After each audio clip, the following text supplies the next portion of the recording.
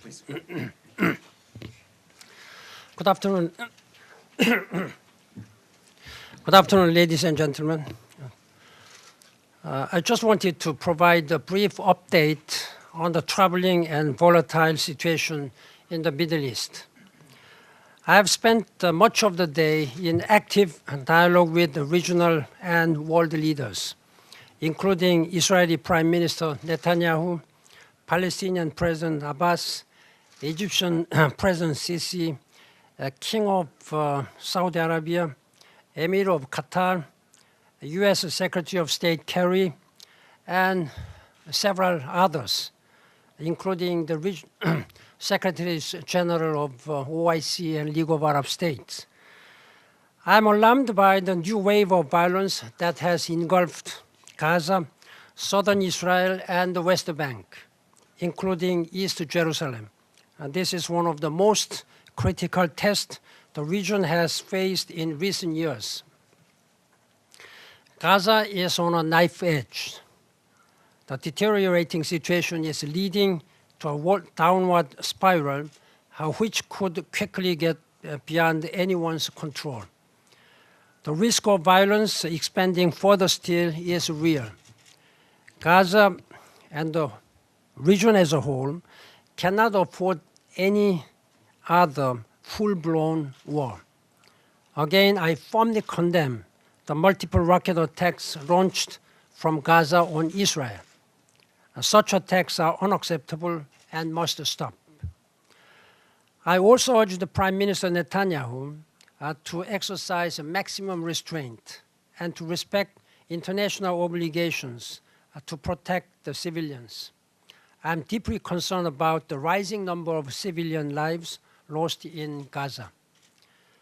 I commended President Abbas for courageously upholding his commitment to security coordination.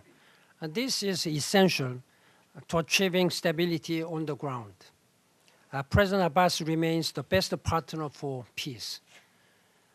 Regional leaders have a vital role to play, and I urged President Sisi of Egypt and others to help facilitate a return to the November 2012 ceasefire agreement. I shared with both Israeli and Palestinian leaders my condolences and condemnation of the recent attacks on innocent civilians. The killers must be brought to justice. I also encourage leaders on both sides to do their utmost to end all attacks, including provocations and attacks by Israeli settlers. Extremism in all its forms is fueling the cycle of violence. This is a time for justice, not for revenge. It's a time for statesmanship and wisdom. In my outreach today, the leaders agreed on the urgency of the situation and the imperative to resume meaningful negotiations towards a viable two-state solution. The international community must work with the Israeli and Palestinian leaders to restore a political horizon to avoid further escalation. The United Nations is ready to rapidly respond to emerging humanitarian needs.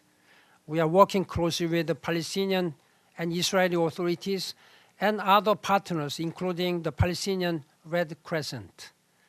I also encourage the government of Egypt to urgently open its crossing for humanitarian purposes to help alleviate the suffering. I know emotions are running high, very high.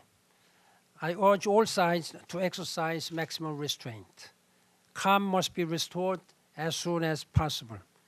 The lives of countless innocent civilians and the peace process itself are in the balance. Ladies and gentlemen, I know that you are eagerly awaiting the announcement of the appointment of a successor to Lakhdar Brahimi. Consultations are still continuing, and I hope to be in a position to make an announcement very soon. Thank you.